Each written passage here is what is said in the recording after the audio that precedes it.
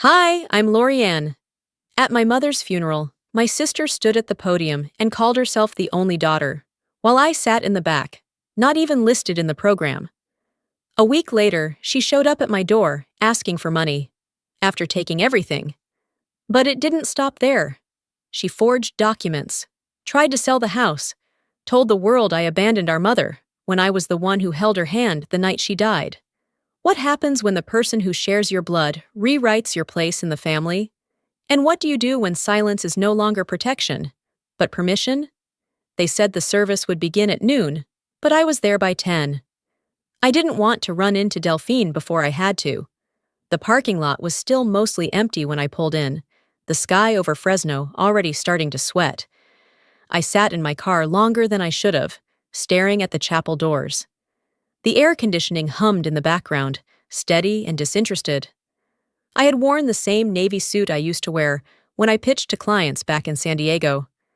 I hadn't buttoned it in months. It felt stiff now, like armor that had stopped fitting me the moment I decided to give up that life and take care of Mom. Inside, the first thing I noticed was the welcome board. In loving memory of Maureen Greaves, remembered by her beloved daughter, Delphine Caro. That was it. No mention of me. No, survived by both daughters. Just her. I stood there for a beat too long. The woman setting up flowers asked if I was the florist. I said nothing and walked past. The chapel was quiet, except for the shuffle of programs being laid on chairs. I grabbed one.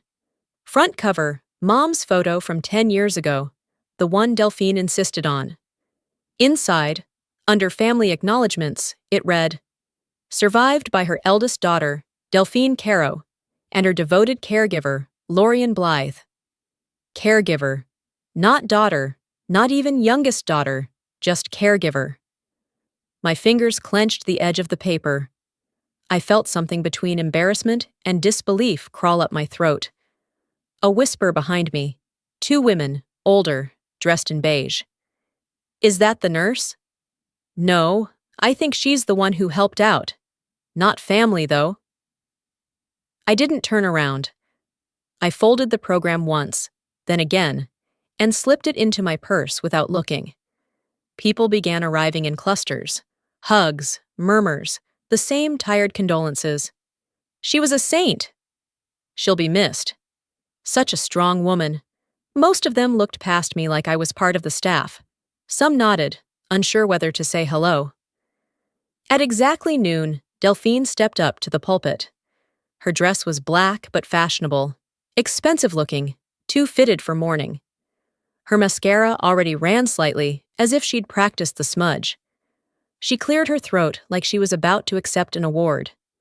Thank you all for being here, she began, her voice just shaky enough to sound believable. Our mother, my mother, was the most loyal, most loving woman I've ever known. She gave everything for this family. She was my best friend. I stood in the back, near the wall, arms crossed tightly. Not once did her eyes meet mine. No one asked if I wanted to speak.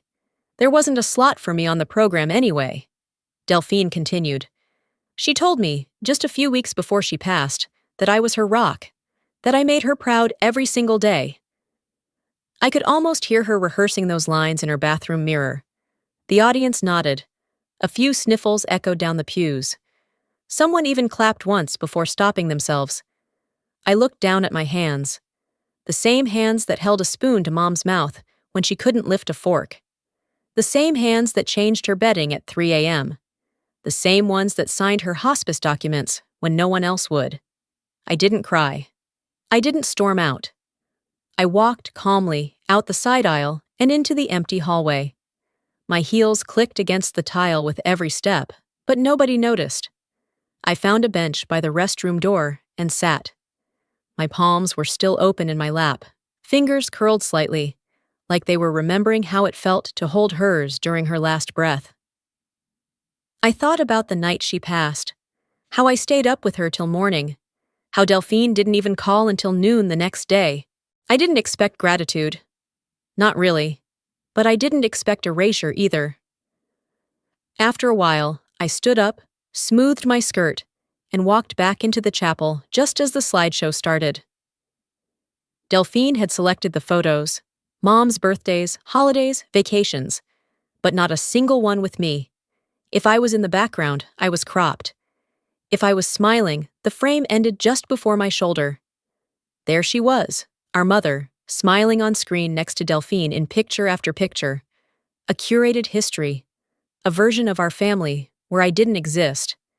And yet, there I was, alive, breathing, watching it unfold like I'd wandered into someone else's life.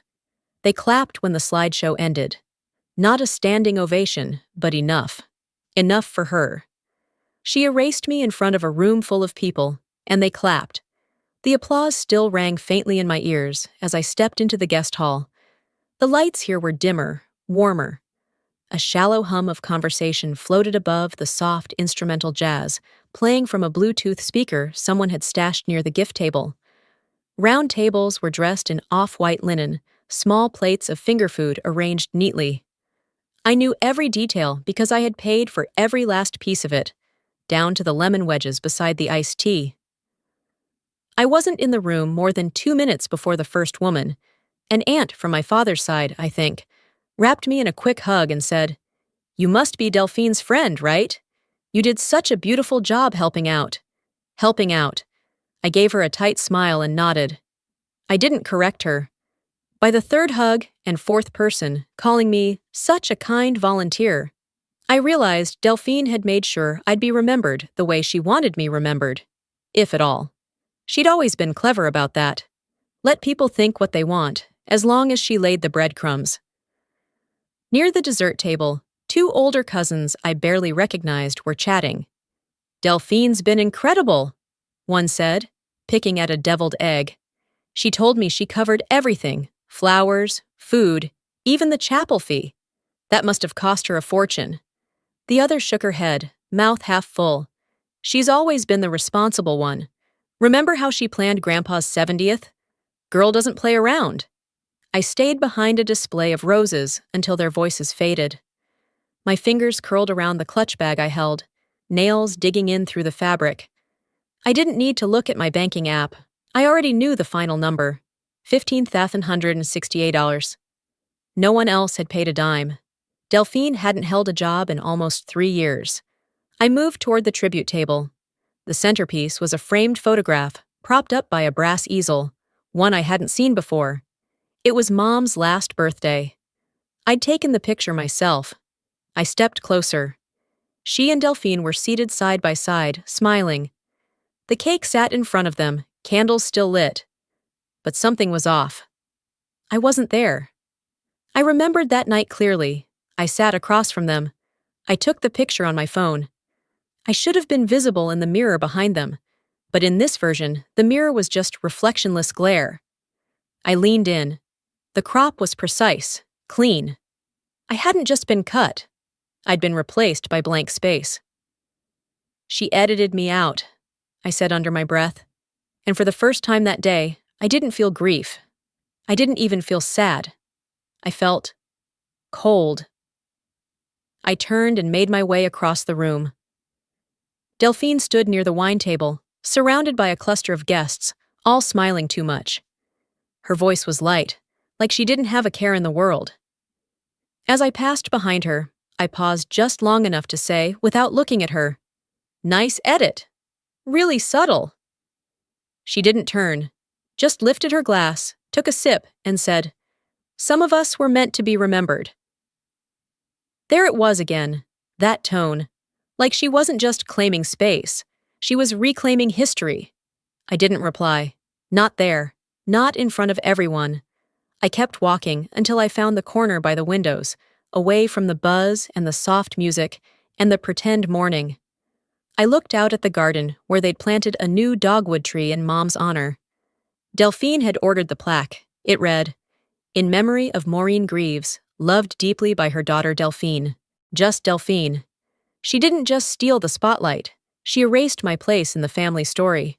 After the last of the guests trickled out, I found myself in the back hallway again, my shoes finally silent against the carpet. The reception was over, but my mind wouldn't stop pacing. That final insult, Her name on the plaque, just hers, clung to me like smoke. It wasn't about sharing the moment. It was about being deliberately left out of it. I sat in the guest lounge beside the chapel, where the flowers had been gathered up and the last tray of sandwiches sat wilting. The air felt different there, less performative, more still. I pulled my phone from my purse, not to scroll, but to open the image I'd been keeping. A photo of a page, really. Mom's hospice schedule. My name filled every line. And in the middle of that page, there was Delphine's name, once, crossed out in my mother's own handwriting. I let my finger rest on that mark for a few seconds. Then, I looked up at the ceiling and closed my eyes. 3 weeks earlier, the house had been quieter than usual, the kind of quiet that carried weight. It was late, maybe close to 1 in the morning, when I heard her voice. Faint, like it barely cleared her lips. Lo? I was in the kitchen, still in my robe, stirring soup over the stove. I'd made a habit of prepping something warm for her in the middle of the night. She couldn't eat much, but the ritual mattered. It helped us both pretend the end wasn't quite here yet. I set the ladle down, wiped my hands on the towel at my hip, and walked down the hallway. The house creaked gently with age, as if holding its breath. She was propped up on the adjustable bed, the lamp casting a soft yellow pool across her frail frame. Her eyes were clearer than usual, but her skin looked thinner somehow, more transparent. I didn't think you were awake, I said gently. I can't sleep. She smiled weakly. My thoughts are louder than the oxygen machine. I pulled the blanket up around her shoulders and sat beside her. Her hand reached for mine, fingers cold, unsteady. I've been thinking, she said, voice almost brittle, about how I raised you two, and where I got it wrong. You don't need to go into all that now, Mom. I do, because you need to hear it from me, not through court papers. She squeezed my hand, or tried to. I let Delphine talk louder than you ever cried. I believed what I wanted to believe about her, that she was struggling, not selfish, that she meant well, even when she didn't show up. I didn't say anything, not yet. I let her keep going. I changed the will, a couple of months ago. Constance helped me file everything. It's legal, final.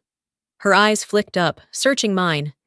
You're the only one who showed up, Lo, not just at the end. You were here for all the hard parts. You saw me when I wasn't anything close to strong or proud. That's what matters.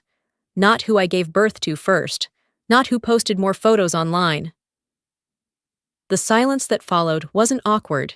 It was full, heavy with acknowledgement. I reached for the washcloth I kept on her nightstand and pressed it gently against her forehead. She closed her eyes under the pressure. I wasn't here for the will, I murmured, or for some grand gesture. I was here because I remember you used to make cinnamon toast when I had fevers. You'd bring it to my bed with ginger ale and sit with me till I fell asleep. She opened her eyes again, glassy now. I wasn't always good to you, she whispered, but I see you now.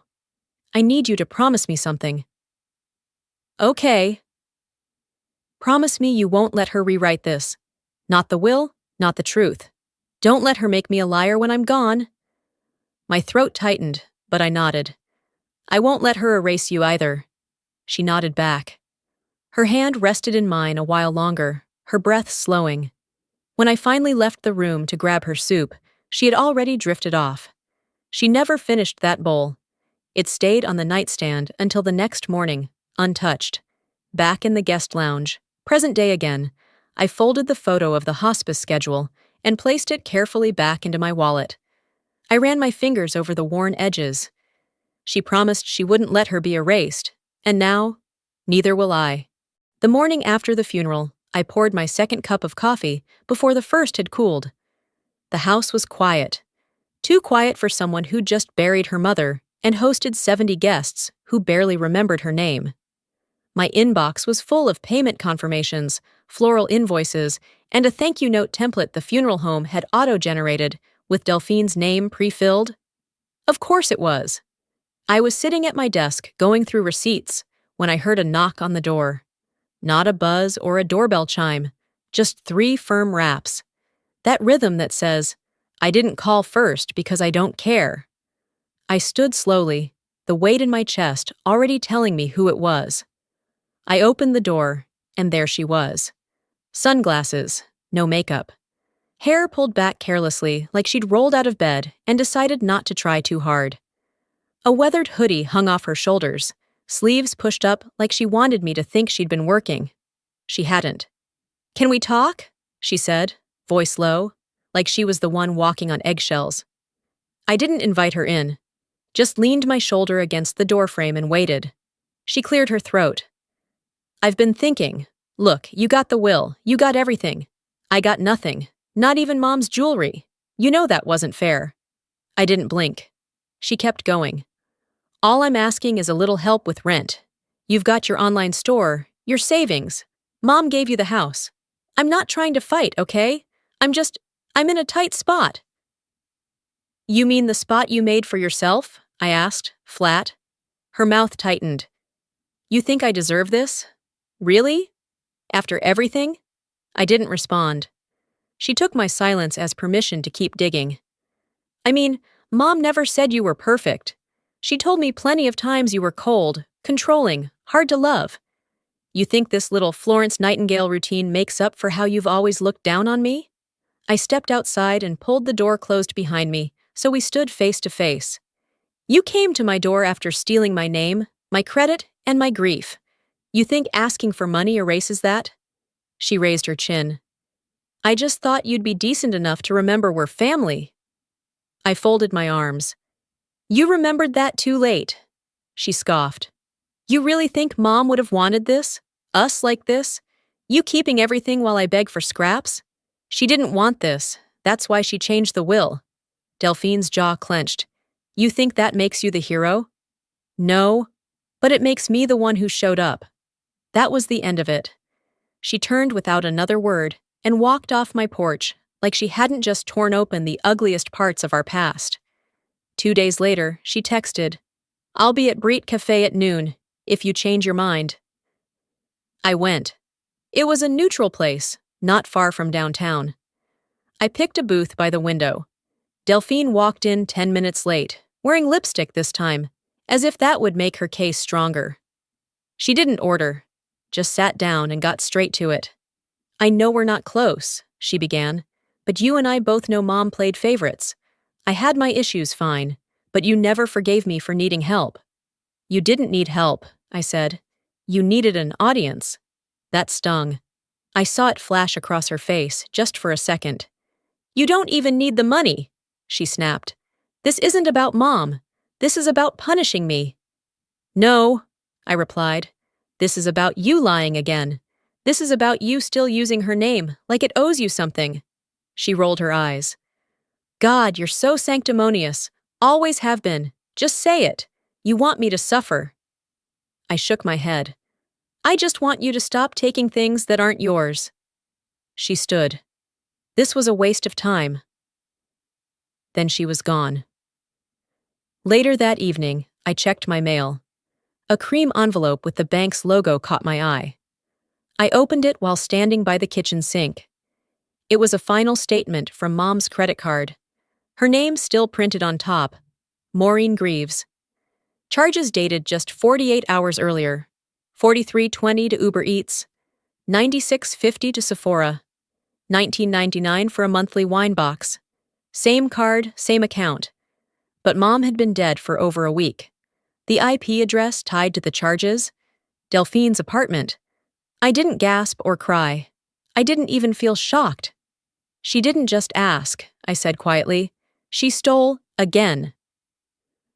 I sat down at my desk, pulled out my phone, and dialed Constance. Her voice came through on the second ring. Lorianne? I need to talk, I said, about credit card fraud, on an account that should have been closed. There was a pause. Then Constance said, I was wondering when you'd be ready to stop protecting her. I didn't say it out loud, but I knew in that moment. I wasn't protecting her anymore. I was protecting what Mom left behind. Not just the house or the finances, but her wishes, her trust. This time, she won't just lie and walk away. Not if I stand in her way.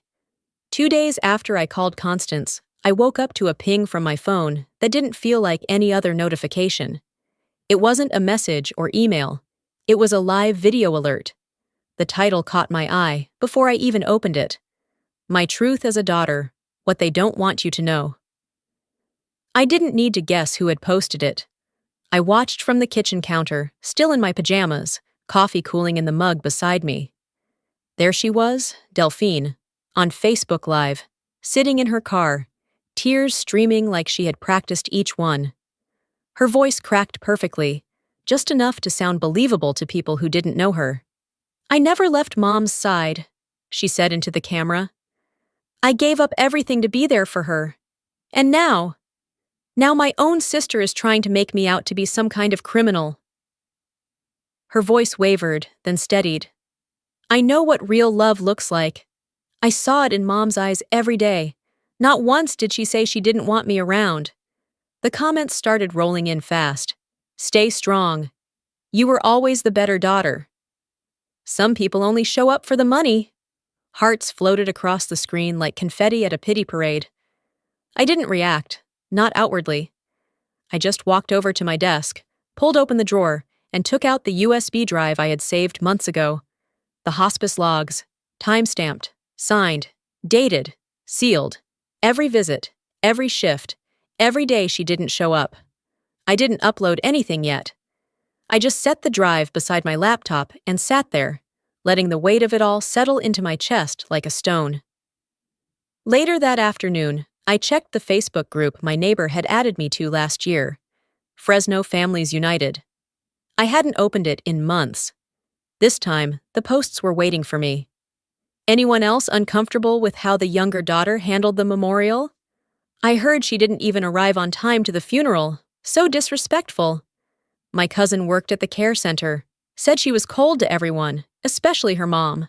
I stared at the screen. My name wasn't in the posts, but it didn't have to be. The intention was clear, and it spread fast. The notifications piled up. Direct messages from strangers. One said, "God sees everything, even if the courts don't." Another, "If my mom died, I wouldn't be so smug." I didn't respond. I didn't block them. I just let the silence sit for a while. That night, after dinner, I opened my laptop and wrote a single email to Constance. No intro, no fluff, just attachments, hospice rotation schedule, medical invoices, a log of every visitor, proof that Delphine's name never appeared in the final 90 days, and one sentence, "I'm ready to defend my truth." The next morning, I wrote a public post, not on my personal page, but on the same group where they'd dragged my name through the digital mud. It wasn't angry. It wasn't emotional. It was plain, measured, clinical. While my mother was dying, I didn't have time to rehearse anything. I was busy taking care of her. Some people perform for sympathy, others just do the work. Attached were photos, notes, time logs, all dated, all real. I disabled comments before I hit post. I didn't refresh the page. I didn't read reactions. I left it there like a plaque in stone. No argument, no explanation. Later that day, I saw Delphine's response. A screenshot from her live video. Captioned, "When the truth hurts, some people run to spreadsheets." The likes poured in. I didn't care. Let her gather her audience. I had my records, and soon I'd have something else. That evening, while sitting on the porch with my tea, my phone buzzed again. This time it wasn't a stranger, it was Constance. "Do you still want to move forward?" she asked. "Because if you do, I can have the paperwork filed by Monday." I looked out at the street, quiet, dusky, the day cooling into something calm. "Yes," I said. She wanted attention. Now she'll have all eyes on her in court. The next week moved fast, like time was trying to outrun the truth.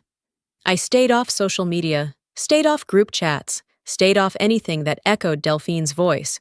But what I didn't stay off was official channels. I watched the case build from my laptop, page by page, timestamp by timestamp, like stacking bricks around a house that had been left open too long. It was Thursday morning when I got the alert. An automatic email from the county clerk's office. Property transfer request. Filed under Maureen Greaves. I clicked, scrolled, and there it was. Filed under Delphine's name. Marked as sold. The date of sale, 2 days ago. The buyer, listed as a private cash party. The seller's signature? Maureen's. I stared at that signature for a long time. I knew every curl of Mom's writing. This wasn't hers. It was similar, but off. Slanted wrong, looped too smooth. Like someone had practiced.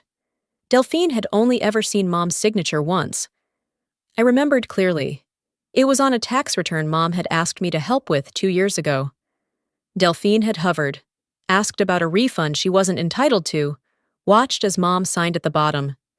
It hit me then, not just the gall, but the plan. She'd been waiting to use that moment for something like this. I printed the documents. Then I called Constance. We met the next morning in her office. She had already pulled the file before I arrived. When I walked in, she motioned to a chair and placed a thick binder between us. "Brace yourself," she said. "I've been holding on to this since before your mother passed." She opened the binder. Inside were 3 key documents. The first, an updated will, notarized, naming me as the sole legal beneficiary. No split, no shared ownership, just my name. The second, a log signed by a third-party notary, proof of the meeting, the time, the state of mind. No coercion, no confusion. The third, a sealed envelope, my name on the front, Mom's handwriting. I stared at it for a few seconds before picking it up. I broke the seal. "To the one who stayed when staying cost everything," it began. My hands didn't shake, but my throat tightened as I read. "I know this isn't a prize," the letter went on, "but it's a way to say I saw you, even when I didn't always act like it. You earned more than a house. You earned peace, and I want to give you as much of it as I can." I folded the letter neatly and tucked it into my purse. Constance cleared her throat. "Now," she said, tapping the folder, "you want to press forward with fraud, or hold this back for leverage?" "I want her exposed," I said quietly. "No more soft landings." Constance nodded. "Then we'll file under both estate fraud and identity misrepresentation. And when the house listing goes public, because she will try again, we'll have everything in place." That afternoon, I sat with a probate attorney, filed the fraud report, and submitted copies of the forged documents, my mother's signature samples, and the Facebook harassment archive. Everything Delphine had touched, twisted, or tampered with was now evidence. By Monday morning, Delphine had been served. I didn't call her. I didn't respond to the voicemails. But I saw her panic online, passive-aggressive status updates, vague posts like, "Some people forget who family really is," and "I never asked for much, just not to be erased." She always had a flair for victimhood. I spent the next day cleaning the house. The kind of cleaning where you throw out things you didn't realize you'd been holding on to.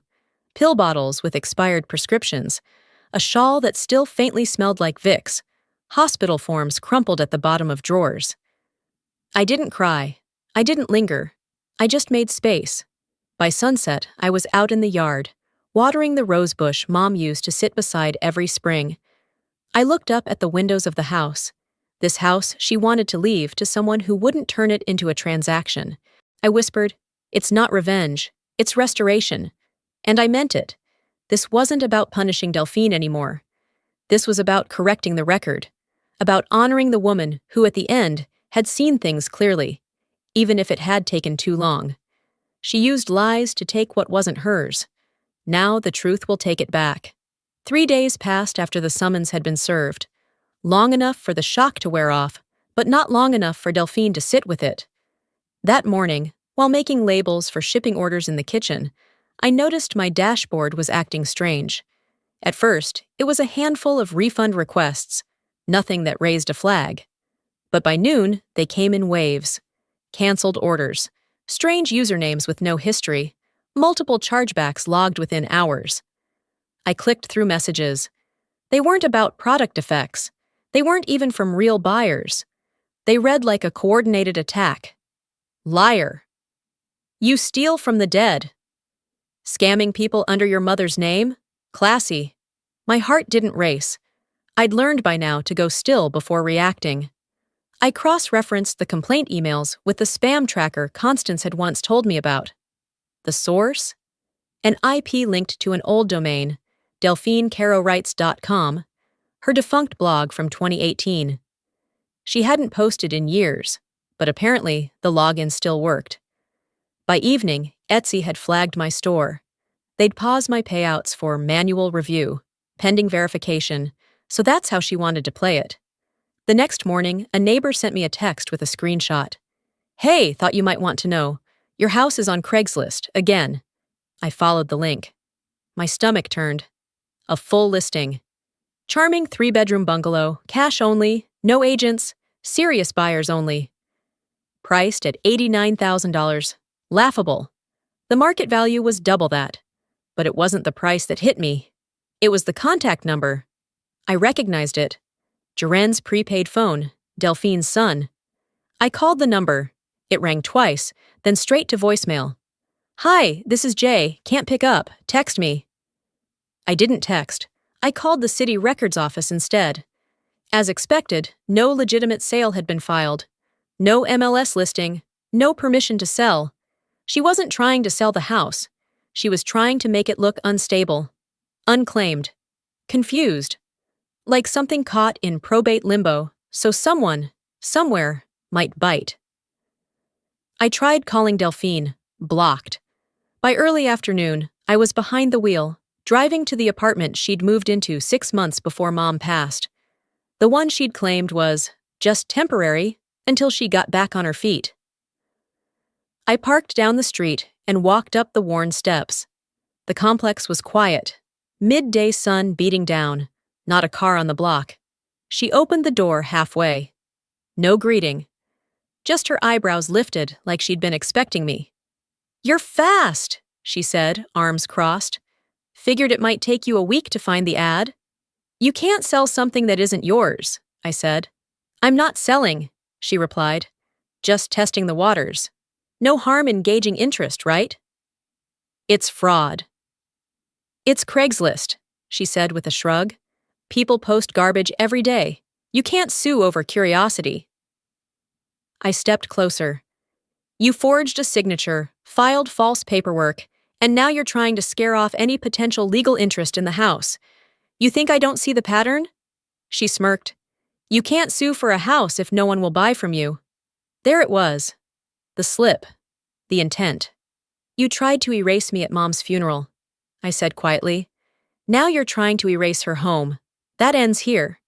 She leaned against the doorframe. You always act like you're above it all. But we both know, deep down, you love being the martyr. I turned away without responding.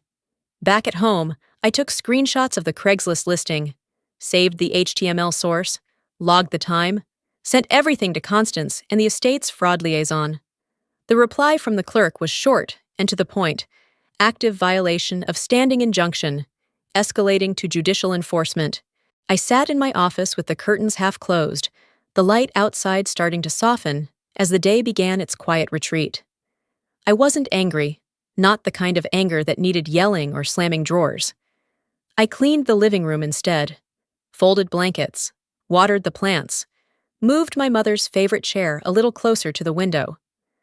That night, I prepared a small dinner, ate alone, and turned my phone to silent. I wasn't avoiding the noise. I was choosing not to participate. Delphine wanted me scattered. She wanted me unraveled. She wanted me to lash out, make mistakes, prove her narrative right. But I'd been through enough to know that real strength doesn't shout. It acts. She thought playing dirty would keep me quiet. But I've learned to fight fire without burning myself. By the time the weekend rolled in, my phone had gone blissfully silent. No more fake buyers. No petty emails from strangers who believed a curated livestream. No more late-night Craigslist listings. I kept everything forwarded to Constance. I didn't have the energy to answer pettiness with more pettiness. Sunday night, just past midnight. I was about to plug in my phone and turn out the lights when a message lit up my screen. The name stopped me.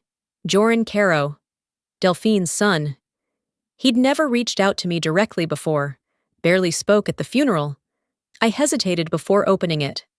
Hey, I don't know if I'm allowed to say this, but I remember you being with Grandma every day when she got bad. You were the one who helped her sleep. She told me that once, that you helped her breathe easier. I sat on the edge of the bed, staring at the screen, heart not racing, but quietly folding inward. Then came the next message. I don't know what's true anymore, but thank you. He didn't say more. He didn't need to. The next day, I received an invite for a family lunch organized by Mom's cousin Claire. She had mentioned wanting to do something more personal, less performative than the funeral. A chance for the family to talk without the pressure. I almost declined. But I went. It was held in a small event room at a quiet restaurant in downtown Fresno. White tablecloths, pre-printed menus, a simple photo of Mom framed by the door, this time with no edits. Just her. Laughing. Wrinkles visible, makeup slightly smudged. Real. I walked in 5 minutes early and was greeted by polite nods and half hugs. Claire came over and squeezed my shoulder. I'm glad you came, she said softly. Delphine showed up 20 minutes late, wearing heels and a smug expression. She made her rounds quickly, smiling, laughing too loudly, correcting people who didn't recall details quite right. No, it was me who brought Mom her favorite soup when she was at home. Lorian had work that day, I think. I didn't interrupt. I just watched. We sat through lunch, chicken marsala and iced tea, when the conversation turned toward Mom's final months. A few people said the usual. She had such strength, or she never complained. And then the room quieted. A voice at the far end of the table broke the lull. Aunt Melba. She hadn't spoken much all lunch.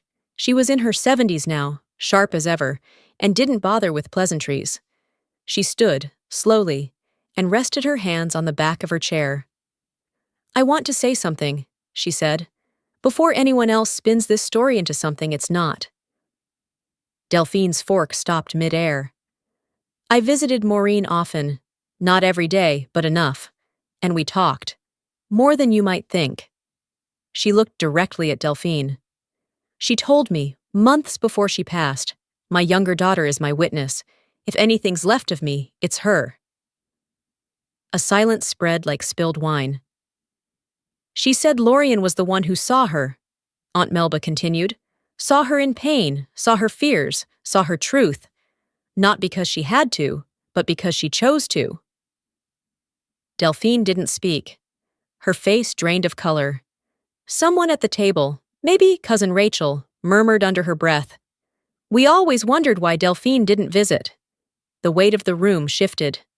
Conversations became fragmented. Delphine left her seat. No scene, no comment. She just stood and walked out. Joran followed her silently, not meeting anyone's eyes. I stayed. Afterward, I walked the few blocks home alone. The sky was clear, just warm enough to carry the scent of spring. I passed a small florist's cart outside a corner market. The lilies caught my eye, bright white, just beginning to open. I almost bought them, but instead, I kept walking. At the cemetery gate, I stopped, reached into my purse, and pulled out the folded note I'd written earlier that week. I taped it to the gate softly, right below the bronze nameplate. You're not gone. You're just no longer in her shadow. And I meant it. For the first time, I felt no need to prove anything. Not to the family, not to the town, not even to myself. The record was correcting itself, organically, word by word, from people who had seen things unfold. It wasn't justice yet, but it was beginning. One more step, and the story she wrote about me would finally be undone. In court, in record, and in memory. The courthouse hallway smelled like freshly waxed tile and faint printer ink. I sat on the wooden bench outside Department 9B, hands resting on my lap, fingers still. Constance sat beside me, flipping through a file she had already memorized. Across the hall, the door creaked, and Delphine stepped out, alone. No attorney, no folder, just her purse and sunglasses, even though we were indoors. She glanced my way, but I didn't meet her eyes. I looked up instead, toward the ceiling, toward nothing in particular. Maybe toward Mom. The bailiff called us in. The room was nearly empty, no jury, just a judge, a clerk, and 2 witnesses who wouldn't need to speak. It was procedural. Clean. But my heart moved slow in my chest, like it knew what this meant. The judge's tone was steady, firm, without edge. He spoke as if he'd seen this 100 times and knew exactly how it would end before it even started. This court upholds the validity of the 2023 revised will. All assets named within are to be transferred to Ms. Lorian Blythe. The estate is settled. Court adjourned. That was it. I heard Constance whisper, "It's done." I stood, not fast, just enough to feel it in my knees. I walked out without looking back. I didn't need to. Outside, reporters waited. Not many, just 2 or 3 local faces with cameras. One asked if I had a statement. "There's no statement," I said, my voice calm. Just closure. They didn't press. When I got home, the sun was beginning to drop behind the neighbors' trees. The porch light hadn't come on yet. I stepped onto the welcome mat and noticed something taped to my front door. An envelope, no handwriting on the outside. Just taped neatly, sealed. I opened it inside at the kitchen table. A photo. It was the original from Mom's last birthday, the one Delphine had cropped for the funeral. But this was the full image. All 3 of us. Mom in the middle, me on one side, Delphine on the other. I had taken that picture with the timer and balanced the phone on a napkin dispenser. There was no note inside the envelope, nothing written on the back, just the photo. I didn't cry, I didn't frame it. I placed it in the drawer with Mom's last letter and closed it gently.